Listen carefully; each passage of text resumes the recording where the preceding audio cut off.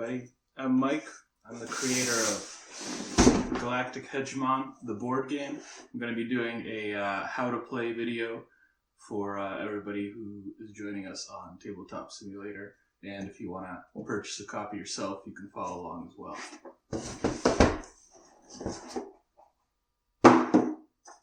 Galactic Hegemon is a deck-building 4X space conquest game for 2 to 5 players. Let's take a look at the components that we have and the setup that is required to play the game. The first thing that each player will need to do is to choose one of the 8 factions that are available. Each one has a set of citizens as well as some backstory. And the citizens are separated into science, as indicated by this top corner, production with this brown gear, starter with this S sign, and government with the white star. You're going to want to separate those into those 3 components. Once you've separated the decks by their top corner, for each player, for each faction they've chosen, you're going to want to merge the decks together to create 3 decks. 1 government deck, 1 industrial deck, and 1 science deck. Other than your 3 citizen decks, you will also have an exploration deck, a maneuver deck, a politics deck, a technology deck, which you will put face up next to the industry, science, and government decks, and 3 ship decks. A civilian ship deck, fighter craft deck, and a large ship deck. Shuffle all these decks now. Other than your starting citizen and a few summary cards, you're going to pick a color and then get a bunch of components of your color, such as your fleets and your homeworld and your citizens, and a rules summary of your color, as well as your flagships and your starting fleet. And if you have a premium edition of the game, then you'll get these higher quality ships, or if you own a 3D printer, that works as well. Each player gets 6 randomized galaxy tiles, which they then will take into their hand. And then they will alternate playing galaxy tiles to build the universe. Each galaxy tile must touch at least 2 other tiles. And you can never have a line longer than 5 in a single row. Keep in mind that impassable tiles, as indicated by this red border, don't count towards the 5 tiles in a row limit. So this is a legal play, and you could continue either line in either direction. Once everybody is done setting up tiles, take your homeworld tile of your color and place it next to a spot that is between 3 and 5 hex tiles next to it, such as this one, and is no more than 2 spaces away from another player. If such a spot isn't available, then take a tile from the board that would be a legal place to put your homeworld, and put your homeworld in its spot. The tile that you have taken, you can now put anywhere around the table. Once you have placed your homeworld, place on it 3 population tiles, each taking 1 token, as well as your flagship, the card of which you now reveal. In front of you now, you will have a place for each of your fleets, a place for your home fleet, which is the deck that defends your homeworld, your citizen and production deck, and a place where you will discard cards. At this point, you can take your initial fleet of 3 ships and put them either on your newly formed flagship or defending your homeworld, or split them up as you desire. After this, draw your initial hand of 5 starter citizen cards.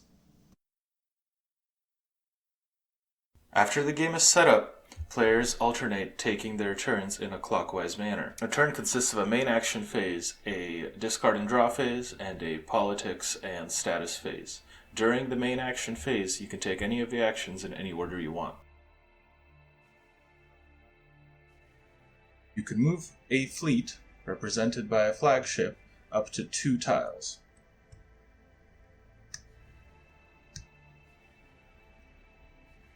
You cannot move a fleet through or into an impassable tile. You cannot move your fleet into a tile of an enemy ship either. If you have ships that are on the same or adjacent tiles, you can transfer the spaceships from the fleet they were in to the fleet that is adjacent to them. You can also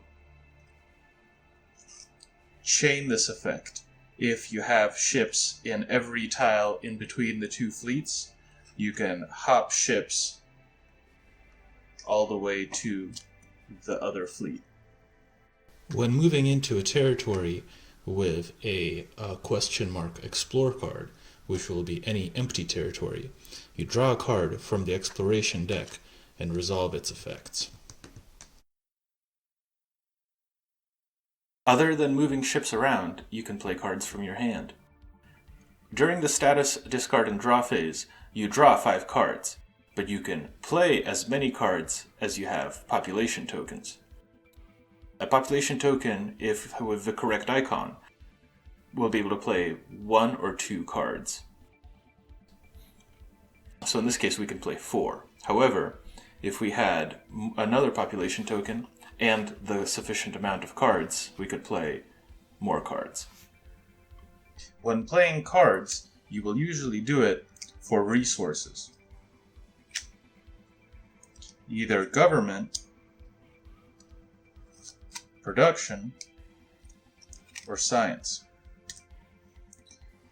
When you play a card for its resource value, and you have population token that are providing you with the same resource, then you get bonus resources from that population token to that card.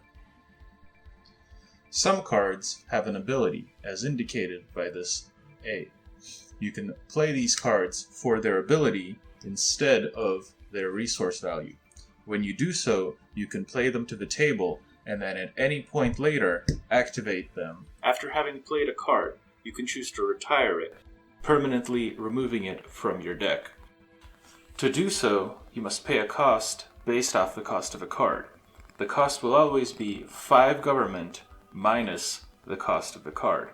So for a cheap card that has no cost, you'll have to pay all 5 government to get rid of it.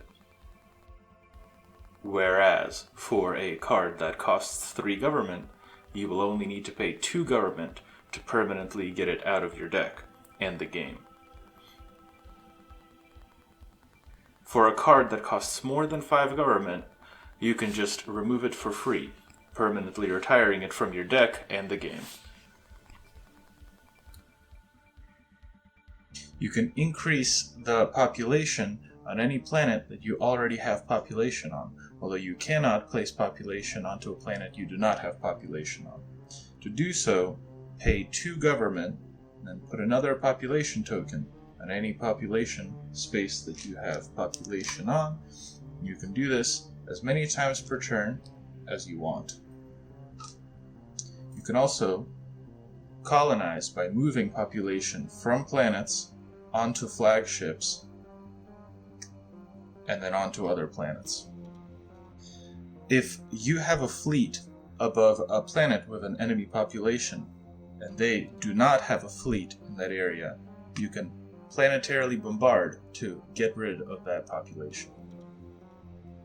If you do not have a fleet in orbit of a planet on which populations of yours and the opponent exist, you can start a land war. If you start a land war, you are saying that one of these populations will die, and it starts with the enemy population dying. However, your opponent can play a card from their hand, any of their cards, into the discard, losing it for the turn, And then, instead of their population being destroyed, it would be your population that is destroyed. Unless you sacrifice your own card, in which case it goes back on them to sacrifice another card from their hand. And so on, until one of you eventually gives up and one of these populations is destroyed.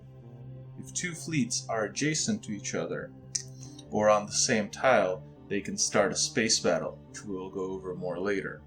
If they start a space battle, then the fleets that are directly adjacent to the fleet that is being attacked will all participate in the battle.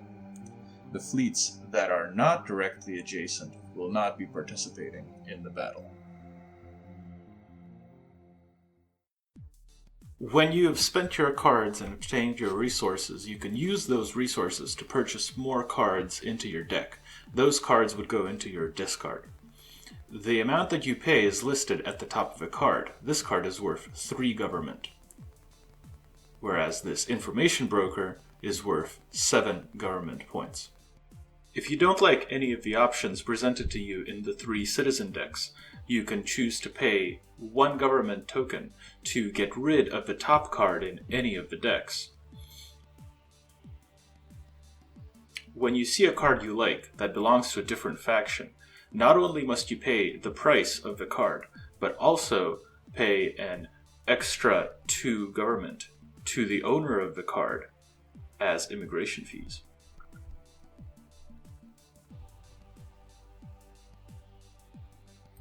We're not going to do that though, instead discarding this card and then purchasing the card under it for its price of 2 government.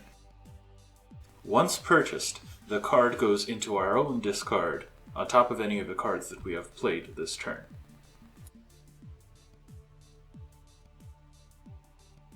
The cards discarded from the citizen decks are available for anybody to purchase on their own turn.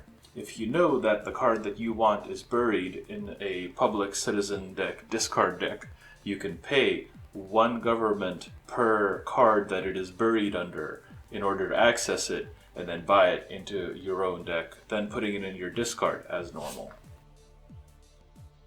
Purchasing technology is a lot like purchasing citizen cards, except you pay science instead of government for each technology. Just like with government cards, with citizen cards, you can use a government to discard a card if you're looking for something specific or you don't like the card that's on top. When you see the cost, you can pay the cost up front to take the card into your discard. Or, if you have a prerequisite showing of the same type of technology in your hand, then you get a discount on the technology to put it into your discard. When purchasing ships, you can see their price and pay that much in production to take the ship from the deck into your discard. Or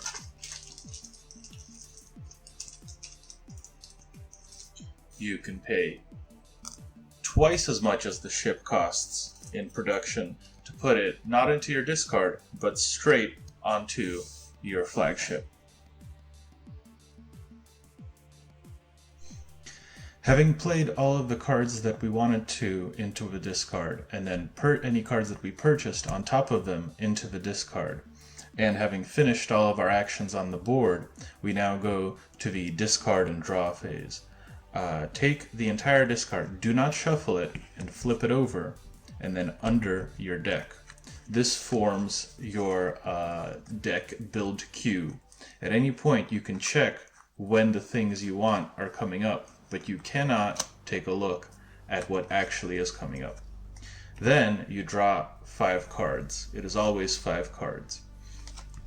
However, the 5 cards are 5 citizen cards. If you see a starship card, you can immediately play it onto your homeworld or other ship. If you see a technology card, put it face up in front of you and continue drawing until you have 5 citizen cards in your hand. Then pass your turn to the next player. For flagship wants to attack another flagship, a space battle occurs. Each flagship has on it a fleet of normal ships, which makes up a deck. And with this deck, they are about to battle. Each player places their ships face down in such a way that they face each other and form a battle line between 3 and 9 ships long, although usually the battle line is 5 ships. They then reveal each ship together such that each ship is facing one extra ship. They then can play technology that will give them an advantage in the coming battle. When resolving a ship combat lane, you look at the ship stats, the targeting versus the evasion, and the firepower versus the shields and structure points. In this case, the frigate is able to target the bomber because it has the same or more targeting as the ship has evasion. And it's able to blow up the bomber because it has more firepower than the bomber has shields and structure points. Although the bomber can target the frigate and has enough firepower to penetrate its shields, because the frigate has 2 structure points, it's merely damaged, while the bomber is destroyed, and the frigate would win this combat lane. Although our frigate has enough targeting to target the destroyer, it doesn't have enough firepower to penetrate the destroyer's shields, whereas the destroyer has enough firepower and targeting to destroy our frigate. Finally, the corvette cannot target the enemy interceptor, and while the enemy interceptor can target our corvette, it does not have enough firepower to get through the corvette's shields. So in this case, the battle would end up a tie and a bounce. Nobody would win this lane. Both you and your opponent will have a hand of maneuver cards to play with. It's generally a good idea to play a maneuver card per ship, but you don't have to if you think you're sure of the outcome and a maneuver would just mess you up. When you look at a maneuver, there's 3 different types: attack, defense, and neutral. Generally, the attack cards will be more powerful. The defense cards will only work if an attack card was played by your opponent, and the neutral cards will give you some benefit that is not particularly effective. Play these cards face down on each of your ships, as you desire. Once both opponents have played the maneuvers they want, they then reveal them simultaneously.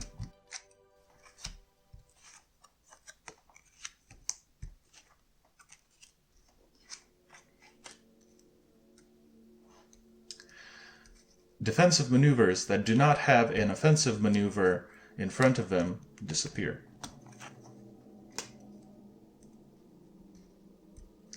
And then the effect of the maneuvers happens.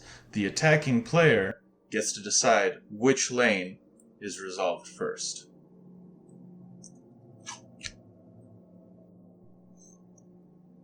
Based on the results of the battle, we see that this ship is completely destroyed because they have more firepower than we have structure points. This ship is then returned to the deck of the ship creation discard. This ship, which has as much shields and structure as the enemy has firepower, so they are equal, is scuttled instead of destroyed. It goes back to our discard. And this ship, which has as much shields and does not take any damage from the enemy ship, goes back to our explorer vessel. Having lost 2 out of the 3 lanes, our fleet has lost the overall space combat. It must retreat in such a way that it does not go towards the enemy fleet. So you cannot retreat forward, and you cannot retreat into any tile that is next to the enemy ship. However, and you cannot retreat into an impassable tile. So the only place where we can retreat is here. After this, if the opponent desires, they can move their ship into the space that we had just occupied. During the politics phase, if you are the speaker, the player with the speaker token, you will resolve the current politics cards. You will take 2 of them, choose one of the laws to deliberate on, and take the other one and put it either on top or on the bottom of the deck. The law that is being deliberated on, any player can put any amount of government points to the side that they want. If one side has more points than the other by the time the next speaker resolves their action, then that side becomes law. However, if both sides are a tie, the speaker gets to decide which side becomes law. Monument cards are special cards in the civilian fleet that represent epic constructions that you can build. They cost significantly more than normal ships and start out unfinished. But even unfinished, they provide you a victory point, which travels with the fleet that the ship is built into.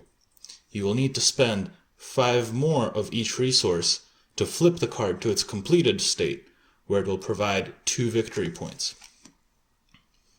If an enemy fleet defeats your fleet in battle, the monument passes from your fleet to the enemy fleet. The game can end in multiple ways. The game will end in total domination if you are the only player that can still play more than 2 cards a turn. During the status phase, you can total up your victory points to see if you have achieved a Galactic Hegemony victory condition. You get 1 victory point per 2 population tokens that you have. So in this case, that would be 3 victory points achieved that way. You get 1 victory point for each uncompleted monument, and 2 victory points for each completed monument and fleet. You also get 3 victory points for each victory point tile of space, which comes up during the exploration cards. The last way the game can end is if one of the citizen decks completely runs out of cards, whether through discards or players drafting these cards into their hands. During play, you might find yourself getting eliminated. You get eliminated when you can no longer play 2 cards from your hand. That is, that your population tokens only allow you to play 1 or 0 cards. At this point, you have options. You can become a government in exile. If you do not have any fleets, you can place a fleet anywhere on the board. Your fleet can now move 3 spaces in a row instead of 2. Also, when you build ships, you can build them directly to your flagship instead of having to move them to your home fleet first. You automatically get 2 draws and 2 discards. As an alternative to becoming a government in exile, you can join the conquering player in their galactic empire as a vassal state. If you do so, your victory points and theirs will be added up, and you will win together as an alliance, however, with them being on top. They should encourage you to do this rather than becoming a government in exile, as it gets them closer to their victory. Things they can offer you in exchange for you becoming a vassal are resources, citizen cards from their discard or from their hand, any technologies that they have, individual ships from any of their fleets, their actual fleets they can give you, or they can exchange their population tokens for yours, and vice versa, if you decide that you want to exchange populations that way. If your situation has improved after you have become a vassal of a galactic empire, such that you want to rebel, you have that option. On any hex that has more than 2 populations total, you remove 2 of your populations, and the remaining one goes to the Imperial player. Hexes with 2 or 1 population are fine. You also discard all of your fleets except 1. You also lose any of your banked resources. And from your hand, you lose any technologies and any of the cards that belong to the Imperial player. You're now ready to play Galactic Hegemon. Thanks everybody for watching, and hope you enjoy conquering the galaxy.